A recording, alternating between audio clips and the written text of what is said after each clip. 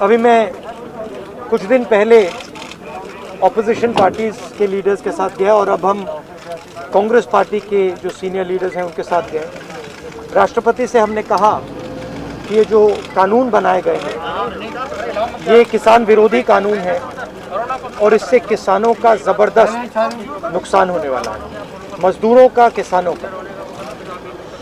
सरकार ने कहा था कि ये कानून किसान के फायदे के हैं और देश को दिख रहा है कि किसान कानून के खिलाफ खड़ा हुआ है। और मैं प्रधानमंत्री जी से कहना चाहता हूं कि ये किसान हटेगा नहीं। प्रधानमंत्री को ये नहीं सोचना चाहिए कि किसान और मजदूर घर चले जाएंगे, नहीं जाएंगे जब तक ये कानून वापस नहीं लिया जाएगा। जॉइंट सेशन कीजिए और कानून को एकदम वापस लीजिए, क्योंकि किसान वापस नहीं जाने वाला है। और हम सब, विपक्ष की सब पार्टियां किसानों के साथ, मजदूरों के साथ खड़े हैं और खड़े रहेंगे। जिस प्रकार से ये कानून पास किया गया वो भी बिल्कुल गलत था। बिना डिबेट किए, बिना किसानों से चर्चा किए, बिना मजदूरों से पूछे ये कानून ऊपर से थोप दिए गए और इन कानूनों को हटाना ही पड़ेगा, विड्रॉ करना ही पड़ेगा। हम 3 लोग राष्ट्रपति के पास गए हैं, बट हम करोड़ों सिग्नेचर्स लेके गए हैं। हम किसान की आवाज राष्ट्रपति जी को तक ले गए। सर्दी का मौसम है और पूरा देश देख रहा है कि किसान दुख में है, दर्द में है और मर भी रहे हैं। प्रधानमंत्री को सुनना ही पड़ेगा। और मैं एडवांस में चीज बोल देता हूं। मैंने कोरोना के बारे में बोला था कि नुकसान होने जा रहा है।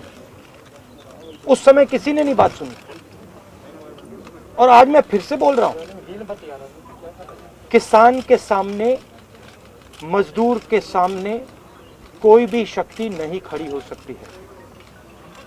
अगर प्रधानमंत्री जी ने कानून वापस नहीं लिए, सिर्फ बीजेपी को नहीं, सिर्फ आरएसएस को नहीं, देश को नुकसान होने जा रहा है। बीजेपी, नरेंद्र मोदी जी का एक ही लक्ष्य है और वो किसान समझ गया है, मजदूर समझ गया है। लक्ष्य है कि उनके आसपास जो 2, 3, 4 बड़े क्रोनी कैपिटल्स हैं, उनके लिए पैसे बनाने का काम नरेंद्र मोदी जी करते हैं। जो भी नरेंद्र मोदी जी के खिलाफ खड़े होते हैं वो उनके बारे में कुछ ना कुछ गलत बोलते रहते हैं। किसान खड़े हो जाएंगे तो किसान को आतंकवादी बोलेंगे, मजदूर खड़े हो जाएंगे तो मजदूर को आतंकवादी बोलेंगे। एक दिन अगर मोहन भागवत खड़े हो गए तो कहेंगे ये भी आतंकवादी। मतलब जो भी नरेंद्र मोदी जी से सत्ता लेने की कोशिश करेगा वो आतंकवादी है। और नरेंद्र मोदी किसके लिए काम कर रहे हैं वो मैंने आपको बता दिया। उनके 2-3 आसपास के क्रोनी कैपिटलिस्ट हैं जिनको वो पूरा हिंदुस्तान पकड़ा रहे हैं। ये रियलिटी है। There are millions of people who live off our agricultural system. Large percentage of our people live off our agricultural system. These are laborers, they are farmers, they are small traders. These are these people, and they are the backbone of the country. Now, we understand that agriculture has to be reformed.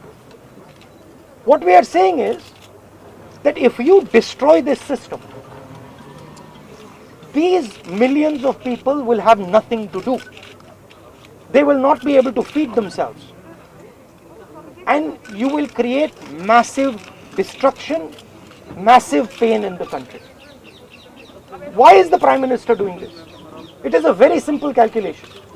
The Prime Minister is doing this because he wants to help 2 or 3 business people. He does not care what happens to these people. He will construct whatever narrative he has to construct to make sure that the wealth transfer that is taking place to 3 or 4 people continues. He will call people terrorists. He will call people anti-nationals.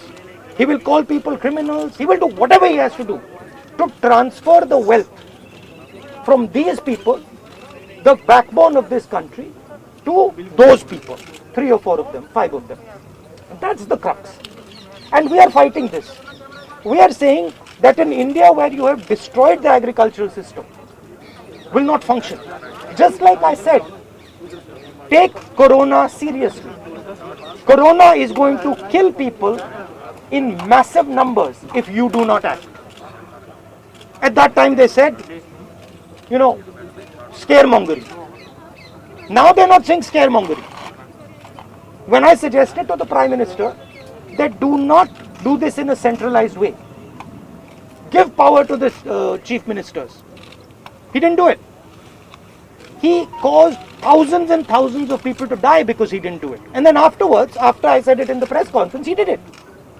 So the point is, you have an incompetent man who is controlled by certain other people. This is what India has to understand. This is what all youngsters have to understand. You have an incompetent man who doesn't understand anything, running a system on the behalf of 3 or 4 other people who understand everything. And their aim is to take huge amounts of money from the poor people of India and put it in their pockets. And that is what we are fighting. And frankly, it doesn't matter what you think right now, because all of you will face this. There's not going to be a single person in this country who's not going to face this. If you're a farmer, you will face it. You're a small businessman, you will face it. You're a journalist, you will face it. This is an assault on the idea of India. That is why we're standing here. That is why I've gone to the president. That is why we've signed these forms. We are not allowed to go out. We are not allowed to go out of the ICC office. The police stops us from going out.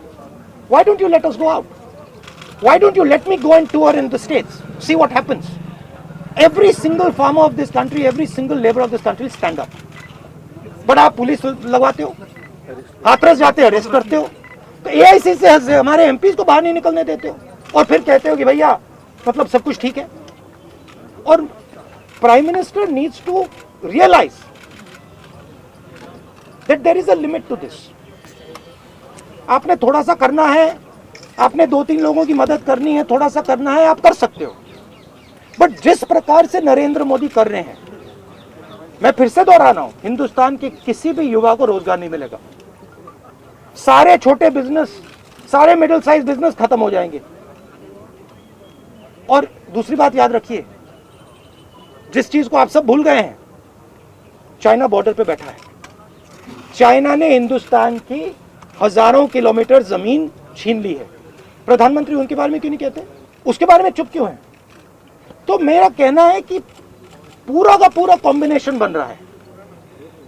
एक तरफ आप अपने system को तोड़ रहे हो, आप अपने लोगों को लड़ा रहे हो, आप अपने किसान को मार रहे हो, मजदूर को मार रहे हो, और दूसरी तरफ बाहर से फोर्सेस देख रही हैं, कह रहे हैं कि बहुत अच्छा है, नरेंद्र मोदी हिंदुस्तान को कमजोर कर रहा है और हमारे लिए अच्छी अपॉर्चुनिटी बनने जा रही है. मैं देश को बता रहा हूं, मैं वार्निंग दे रहा हूं कि आप देखिए क्या हो रहा है. और मैं आपको भी कह रहा हूं, प्रेस वालों को भी कह रहा हूं, मैं समझता हूं कि आपको सैलरी मिलती है और आपके लिए बहुत मुश्किल है. मैं समझता हूं बात, इसलिए आप नहीं कह पाते हो जो आपको कहना है. मगर आपके देश को, हमारे देश को बहुत जबरदस्त नुकसान होने वाला है. बहुत डेंजरस रास्ते पर यह देश चल रहा है. कांग्रेस के तमाम एमपीज को इंक्लूडिंग प्रियंका जी को भी जो है डिटेन करे, उस पर आपको, वो तो तरीका है, इनका तरीका है डिटेन करना, मारना, पीटना, ये इनका तरीका है. बट हम नहीं करना. आपको लगता है सही है? ये आप किस देश की बात कर रहे हो? ये कौन सी देश की बात कर रहे हो? डेमोक्रेसी? या मतलब कौन से देश की बात कर रहे हो? इंडिया की बात कर रहे हो? इंडिया में कोई डेमोक्रेसी नहीं है. डेमोक्रेसी इंडिया में ये मतलब आपके इमेजिनेशन में हो सकती है, मगर रियलिटी में है नहीं. आप एग्रीकल्चर फार्मर थी, अब आप जर्नलिस्ट हैं, है ना?